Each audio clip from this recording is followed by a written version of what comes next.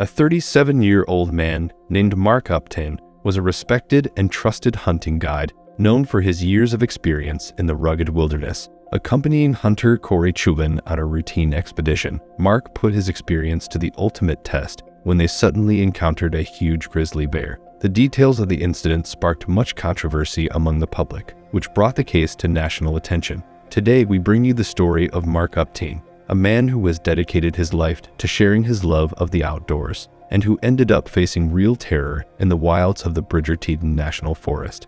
Welcome to Beast Claw.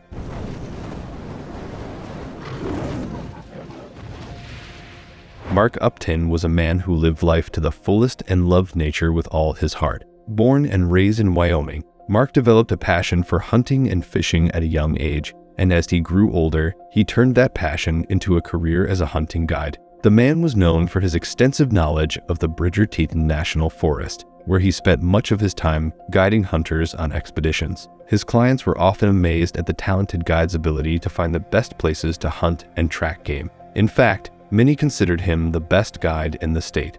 Mark never forgot the importance of safety and caution in the wilderness. He always made sure his clients were well prepared for the rigors of hunting and took every precaution to avoid dangerous situations.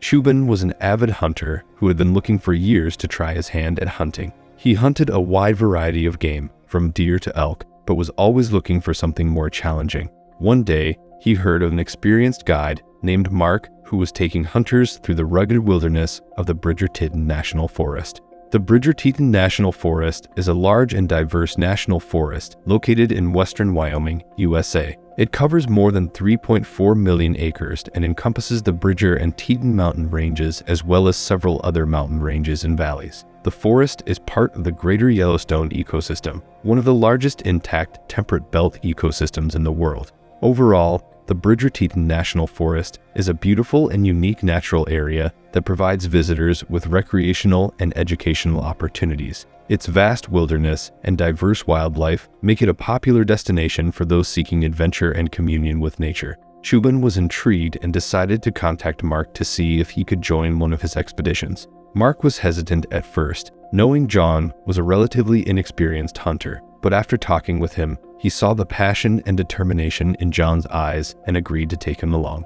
On September 13, 2018, they hit the road, trudging through dense forest and climbing steep mountains in search of the perfect place to hunt. They encountered many challenges along the way, but Mark's experience and knowledge of the area proved invaluable. After a while, they finally came upon the huge moose that Chubon had so hoped to find. Excited and filled with adrenaline, with the help of his bow and arrow, Chubon took aim and fired. But to his surprise, the moose did not fall. The wounded animal miraculously managed to escape the men's eyes. Mark and Chubon were stunned, not knowing exactly where the frightened moose had fled to, but nevertheless decided to go looking for it. They could not find the animal before dark, so they decided to return to the woods the next day to finish the job. On the morning of September 14, 2018, they rode their horses to Mount Terrace, a 15-square-mile landmark with wide grassy slopes, scree fields, rocky cliffs, and thickets of spruce fir evergreen trees. After tethering their horses about noon, they went to the spot where the elk had been wounded to resume their search.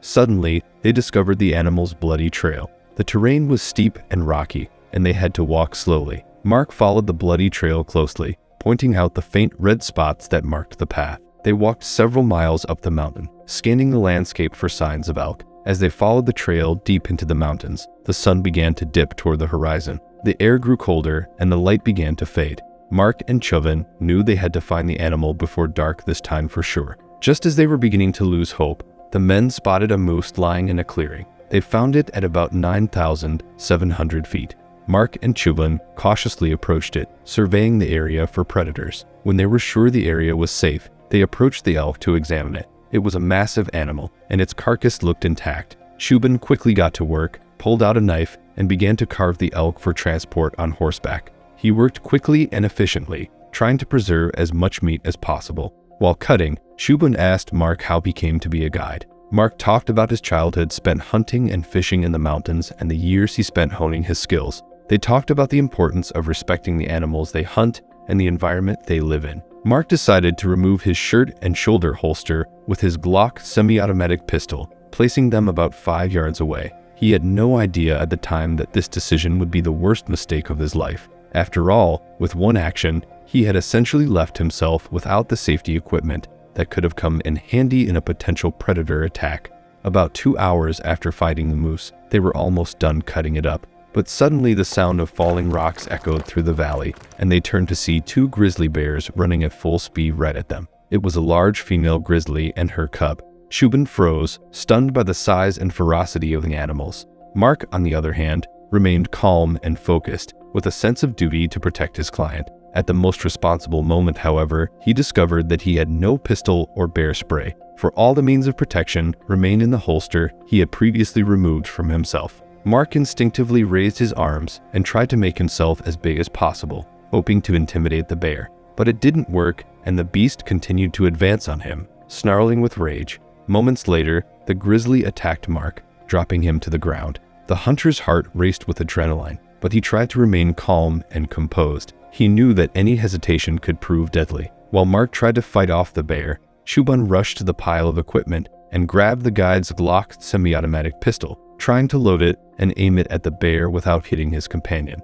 During another attempt to fire, he threw the loaded magazine to the ground. It turned out that the hunter was not familiar with the functionality of the gun, so the man was never able to get it to work. At this point, the huge bear continued to attack Mark. She was the main aggressor, while the smaller bear cub moved around in the background. Suddenly, the bear cub turned her attention to the hunter, who was standing a few feet away with a gun in his hand. Chubon became the ferocious beast's second target. The grizzly attacked him and grabbed the hunter's right boot with its mouth. The man decided to try to pass the Glock to Mark by throwing the weapon directly in his direction. But the gun didn't hit the guide, and it was no longer carrying the 15-round magazine that Chubon had inadvertently thrown away while trying to take the safety off. The bear cub heard Mark's rustling and turned away from her prey to attack the man again.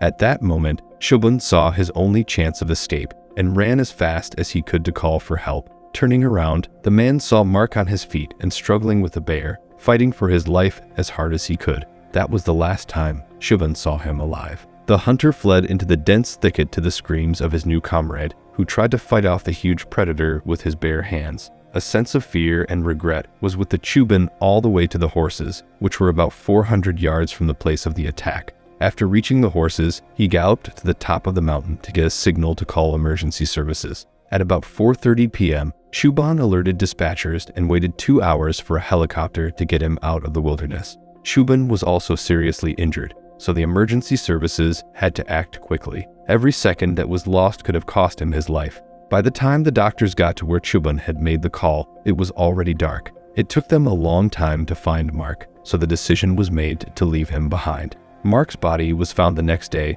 September 15, 2018, 50 yards from the elk carcass. Apparently, he had walked those 50 yards before being attacked again by bears. In total, Mark suffered 52 wounds of varying degrees of severity. The main injuries came to the upper thighs of both legs. Officers from the Wyoming Department of Game and Fisheries were also taken to the scene by helicopter. They were able to locate and trap the suspected bears. The year-old male grizzly was caught in a leg-holding snare. The adult female grizzly, presumably his mother, was nearby and lunged at them when Department of Game and Fish officials approached. The adult female grizzly had to be shot. The team chemically immobilized the bear cub and examined him. They determined that he was also involved in the attack and killed him at the scene. Thanks to Mark's bravery and public controversy over the attack, this horrific event gained national attention. It was one of those situations where appropriate means of self-defense were available but not properly used. Mark was left with a loving wife and 5 children who took the loss of the family's main breadwinner very hard.